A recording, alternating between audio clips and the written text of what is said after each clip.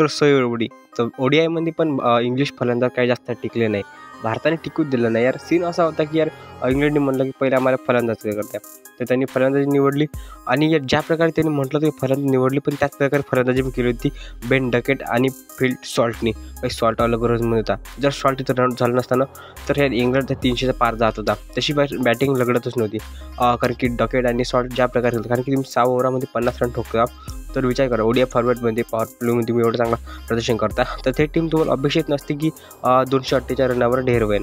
कारण की यार सिंपल गोष्ट आहे ना, मिडल ऑर्डर त्याला खतरनाक होतं. त्यांचा म्हणजे रूट आहे, बटलर आहे, ब्रूक आहे, लिव्हिंगस्टन आहे, बेतल आहे.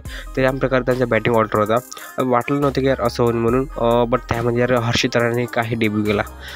तिसऱ्या ओव्हर म्हणजे आले तेव्हा सॉल्टने 24 रन ठोकले. त्याचनंतर 2 विकेट काढले. त्यामध्ये गेलो डकेट आणि ब्रूकचं.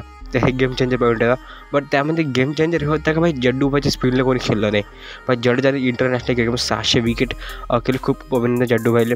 आणि त्याविषयी केलं तर जड्डू म्हणजे आपली जड्डूची जी फिरकी राहते ना, स्टंप टू स्टंप राहते आणि लवकरच ते ओव्हर खतम करते.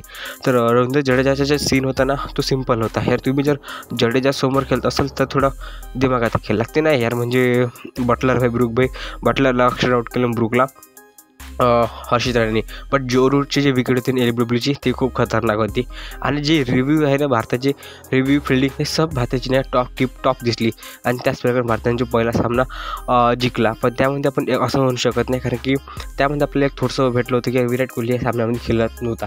तर हे आपल्याला खूप दुःख वाटलं, कारण की नी इंजरीमुळे विराट कोहली असं म्हटलं होतं की पहिल्या सामन्यामध्ये तो विराट कोहली खेळणार नाही. त्याऐवजी संधी भेटली श्रेयस अय्यरला.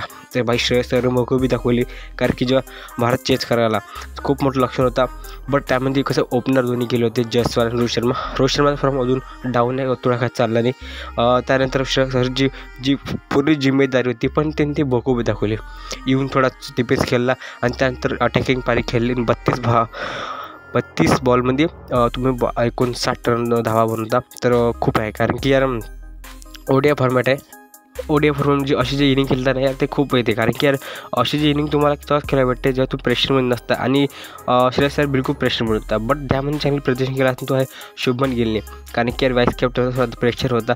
2 विकेट आधी गेले होते आणि त्यानंतर यार मस्त पारी खेळली. यार संभाळने पारी खेळली, अटॅकिंग नाही खेळली यार. सिम्पल आपला जो मनजित गिल ते खेळते त्याच प्रकारची विराट कोहली खेळते ना यार, त्याच प्रकारे शुभमन गिलने इनिंग खेळली आणि मला खूप प्रेशरली आवडली.